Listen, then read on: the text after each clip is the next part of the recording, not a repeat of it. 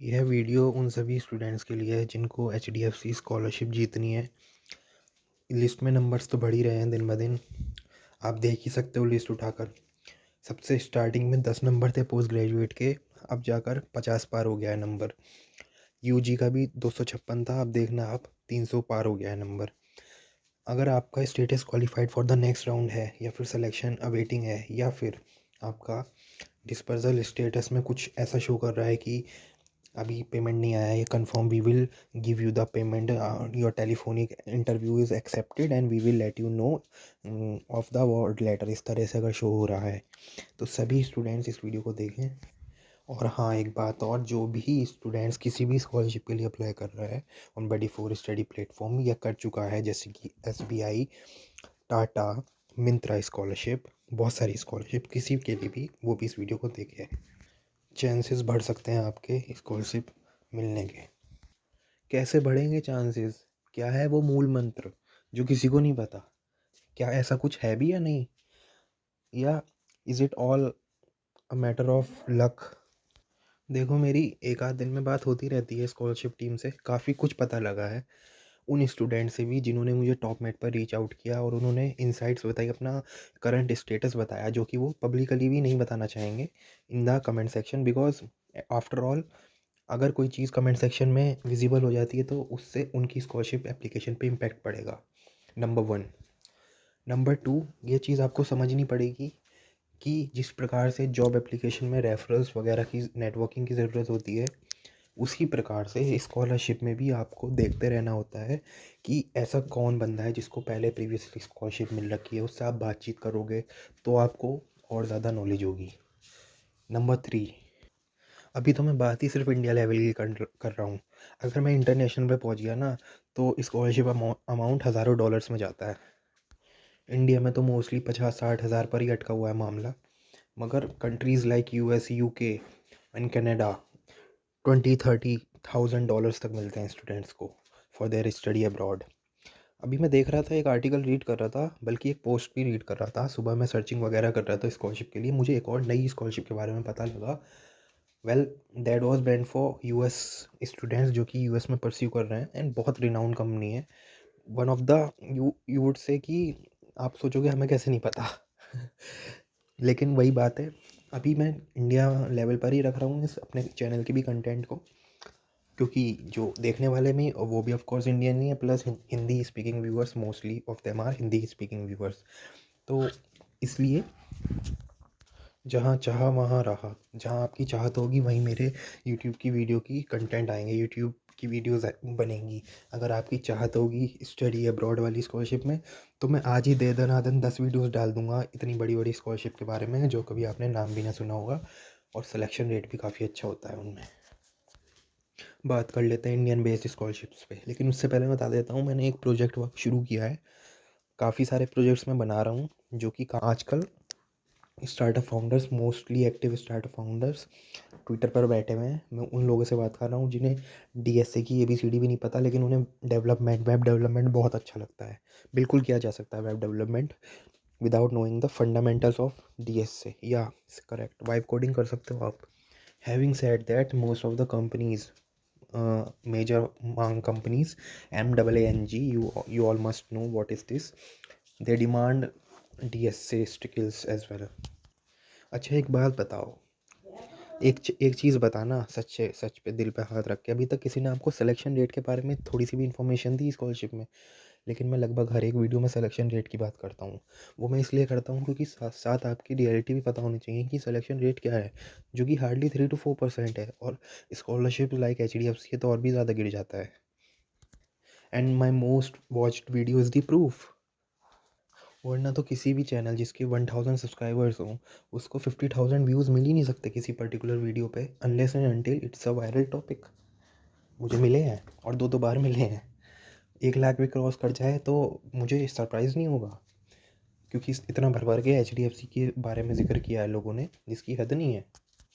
जिस प्रकार से हम ये पता लगा सकते हैं कि लिंक्डइन पे विद इन लास्ट 1 आवर कौन कौन सी जॉब्स पोस्ट हुई हैं, लास्ट 24 आवर्स का तो सभी को पता है, लेकिन एक छोटा सा उसके जो यूआरएल होता है, उसमें चेंज करना होता है डिजिट का, और आप उससे पता लगा सकते हैं कि विदिन लास्ट 1 आवर कौन कौन सी जॉब्स अप्लाई कर सकते हैं। उससे आपके रेट ऑफ सिलेक्शन बढ़ जाता है, क्योंकि instantly you can reach out to the recruiting member of the company. क्या इस सिमिलर वे में हम स्कॉलरशिप भी फाइंड कर सकते हैं लिंक्डइन पे?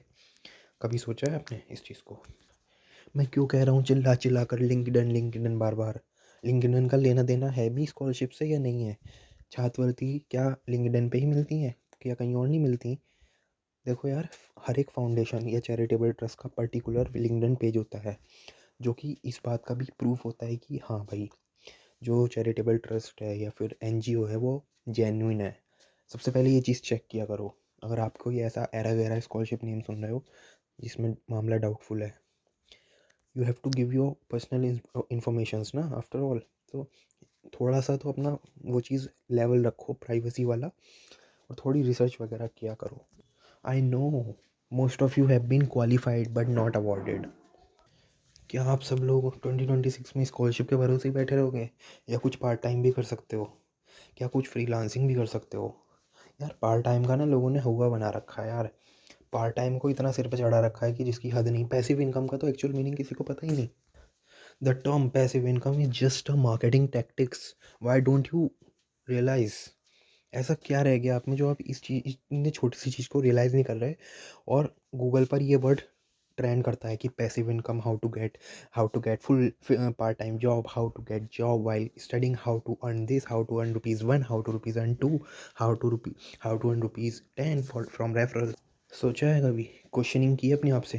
गूगल ट्रेंड पर ये वर्ड टाइप करके देखें और देखा है कि मैट्रिक्स कितना ऊपर जाता है, बिल्कुल वर्टिकल जाता है भाई। क्यों जा रहा है? क्या हम तुम बेवकूफ़ बन रहे हैं इन चीज़ों से? हाँ बिल्कुल बन रहे हैं। देखो यार, एक छोटा सा एग्जांपल देता हूँ पार्ट टाइम का। 99% जॉब्स जो हैं वो, या इंटर्नशिप्स भी हैं, अगर वो पेड हैं तो वो चाहती हैं कि बंदा ऑन साइट आए।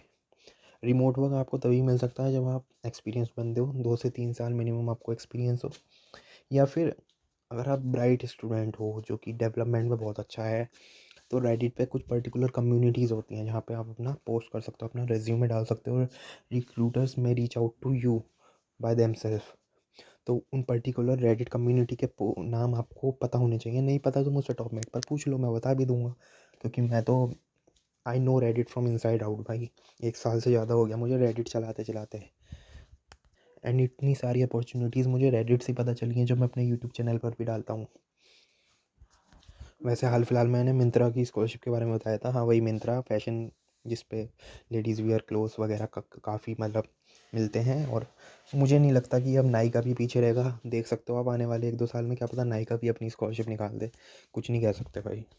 अगर आप कॉन्फिडेंटली इंटरव्यू नहीं दे पाते हो, किसी स्कॉलरशिप का इंटरव्यू नहीं दे पाते हो, आपसे क्रैक नहीं हो पाता, तो वीडियो ख़त्म होने के बाद मेरी टाटा की स्कॉलरशिप वाला इंटरव्यू की वीडियो देखना, बहुत काम आएगी आपके। क्वेश्चंस के मैंने जवाब दिए एक्चुअली, और वो आपको मदद करेंगे आगे किसी भी स्कॉलरशिप के इंटरव्यू देने के लिए। ये जो स्कॉलरशिप्स में आपने अप्लाई कर रखी हैं, वेल प्रिपेयर्ड रहो, वेल इन एडवांस।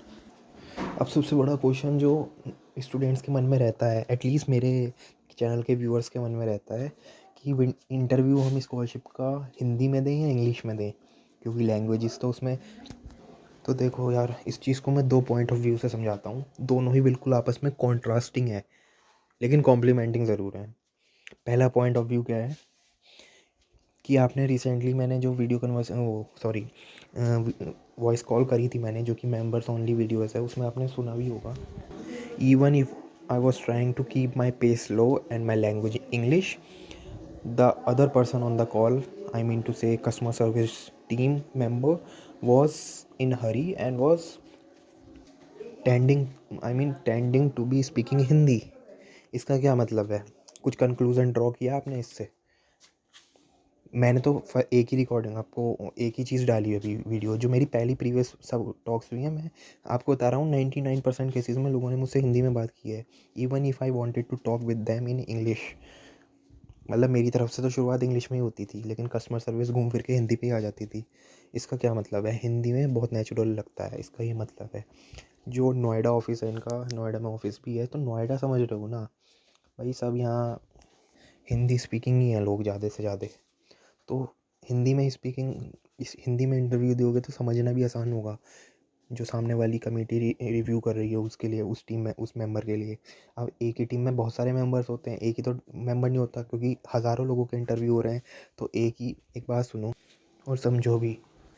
वैसे तो इंटरव्यूज़ की ड्यूरेशन अप टू 30 मिनट्स तक जाती है मेरे स्कॉलरशिप के, जब मैंने दिया है इंटरव्यू। अब लेट्स से कि वो person on an average 5 minute देख रहा है उस पूरे 30 मिनट्स में से। अगर वो 100 बच्चों को भी देख रहा है, 500 मिनट्स हो जाते हैं वो। और एक दिन में 24 घंटे ही होते हैं, और 24 घंटे तो कोई वैसे भी नहीं रिव्यू करेगा, मुश्किल से ऑफिस आवर्स में रिव्यू करेगा, सुबह 10 से लेकर 6 बजे तक। अगर लगातार करेगा तो भी, तो समझ रहे हो, 1 महीने से ज़्यादा लग जाएगा 500 बच्चों के भी रिव्यू करने में। तो ऐसे में जो कि बंदा हिंदी में फ्लुएंट है, हिंदी अच्छे से समझ आती है, वो तो ईज़िली कर पाएगा ना उन 500 एप्लीकेशन को रिव्यू फटाक से। अब एक चीज़ तो ये हो गई, समझ आ गया आपको कि हिंदी क्यों ज़रूरी है, हिंदी में इंटरव्यू देना। अब इसका कॉन्ट्रास्टिंग पॉइंट ऑफ व्यू लेकर आता हूँ मैं। लेट्स से आप में से कुछ लोग ऐसे हैं जो हिंदी में नहीं दे रहे, किसी और लैंग्वेज में दे रहे हैं, इंग्लिश को एक्सक्लूड कर देते हैं। तो क्या वो चीज़ बेनिफिशियल होगी या नहीं होगी, ये चीज़ आप समझो। देखो यार, जो नेटिव हिंदी स्पीकिंग लोग होते हैं ना, जैसे कि मैं, उन्हें मलयालम, कन्नड़ा, तमिल, ये सब लैंग्वेज इतनी आसानी से समझ नहीं आती। Although I was practicing to learn these languages, especially Kannada, that's why I joined some Discord servers way back in 2025, in the year 2025, and I get to know about three magical words in Kannada. I have posted that video on my YouTube channel. If you do some research, then you would easily find that. तो मैं point of view, मेरा क्या कहना ये है कहने का, दूसरे पॉइंट ऑफ व्यू से अगर हम देखें, तो जैसे मलयालम में आप इंटरव्यू दे रहे हो। अब एक बात समझो, मलयालम के लिए उन्हें कोई रिव्यू कमेटी में मलयालम स्पीकिंग बंदा बैठाना पड़ेगा, जो कि ऑफ कोर्स उन्होंने बैठा रखा होगा, क्योंकि उसमें लैंग्वेजेस के ऑप्शंस दे रखे हैं। ठीक है, इंटरव्यू ऐप में दे रखे हैं ऑप्शंस अलग अलग, हिंदी, इंग्लिश, बंगाली, मलयालम, कन्नड़ा, बहुत सारे दिए होते हैं सभी आजकल तो। किसी भी के लिए कॉल आता है, चाहे टाटा के लिए आओ, एसबीआई के लिए आओ, एचडीएफसी के लिए आओ, किसी भी स्कॉलरशिप के इंटरव्यू के लिए आपको कॉल आए अगर। अब देखो बेनिफिट क्या है मलयालम में। अगर आप मलयालम के हो, मलयालम अच्छे से आती है, मलयालम में दे रहे हो इंटरव्यू, तो उस चीज़ का बेनिफिट क्या है। अब देखो, ये बेनिफिट तुम्हें कैसे दे सकता है, दूसरा पॉइंट ऑफ व्यू है, ध्यान से सुनना।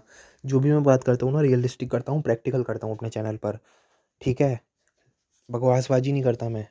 अगर आपको लग भी रहा हो बकवास कर रहा हूँ, या फिर कुछ ऐसा बोल रहा हूँ जो कि वर्दी नहीं है, एक एक लाइन मेरी कहीं भी वर्दी है। अब सुनो दूसरा पॉइंट ऑफ व्यू क्या है। मलयालम में अगर आप देते हो इंटरव्यू, हिंदी का तो आपको क्लियर हो गया, इजीली अंडरस्टैंड कर पाएगा सामने वाला बंदा, जल्दी एप्लीकेशन की शॉर्ट लिस्टिंग हो पाएगी, ये सब हो पाएगा। मलयालम में आप देखो, या किसी भी ऐसी लेसर स्पीकिंग लैंग्वेज, उसमें अगर आप देखो, तो उसमें क्या रहेगा सीन कि उसमें एप्लीकेशन, नंबर ऑफ़ एप्लीकेंट्स कम होंगे ऑलरेडी। अब नंबर ऑफ़ एप्लीकेंट कम होंगे तो सिलेक्शन प्रोबेबिलिटी आपकी बढ़ जाएगी उस केस में, क्योंकि उस लैंग्वेज वाला जो बंदा रिव्यू कर रहा है, उसे भी कुछ लिमिटेड नंबर, उसे भी कुछ ना कुछ तो एप्लीकेंट सेलेक्ट करने ही होंगे ना। ये थोड़ी कि वो बिल्कुल ज़ीरो कर देगा। जो भी वो सैंपल स्पेस होगा, उसमें से कुछ तो बंदे उठाने ही पड़ेंगे। आप प्रोबेबिलिटी का हिसाब लगाओ, आपको सेलेक्ट होना है, आपका सिलेक्शन होना 1000 में से ज़्यादा आसान है, या 10 या 20 बंदों में से ज़्यादा आसान है। तो इस तरह से भी आपके चांसेस बढ़ सकते हैं।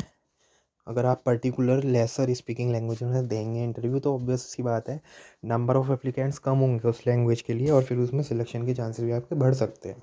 ये मेरा पॉइंट ऑफ व्यू है, 2 पॉइंट ऑफ व्यू मैंने आपके सामने रख दिए। अब मन आपका है कि आप कौन सा वाला पॉइंट ऑफ व्यू चूज़ करेंगे आगे की स्कॉलरशिप्स के लिए। जो भी इस चैनल पर मैंने उसके बाद बताई हैं, एचडीएफसी के बाद 8 से 10 नई स्कॉलरशिप्स, उनमें अगर आप इंटरव्यू तक पहुंचते हैं, सब कुछ सही सही होता है आपका, तो आपका मन है आप कौन सा वाला पीओवी पॉइंट ऑफ व्यू से देना चाहेंगे interview. Okay guys, wish you success.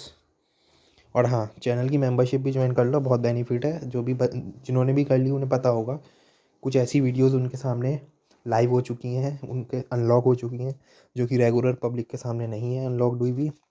And tips and tricks और भी इंसाइट्स काफ़ी यूज़फुल, प्लस प्रायोरिटी रिप्लाई तो आपको मिलेगा ही मिलेगा। तो ये भी बेनिफिट है। हो सकता है आपका कमेंट पिन भी हो जाए कमेंट सेक्शन के अंदर, अगर आपका इशू मुझे बहुत ज़्यादा अर्जेंट लगा। उससे ये होगा कि बाकी के लोगों की नज़रों में आपका कमेंट आएगा, और हो सकता है कोई ऐसा बंदा जो कि आपके इशू का सेम फेस किया हो, तो वो आपको कमेंट में रिप्लाई भी दे दे, क्योंकि पिंड कमेंट पे हर एक की नज़र जाती है। तो उससे आपको भी मदद मिल सकती है, सल्यूशन मिल सकता है। चलिए गाइस, विश यू सक्सेस।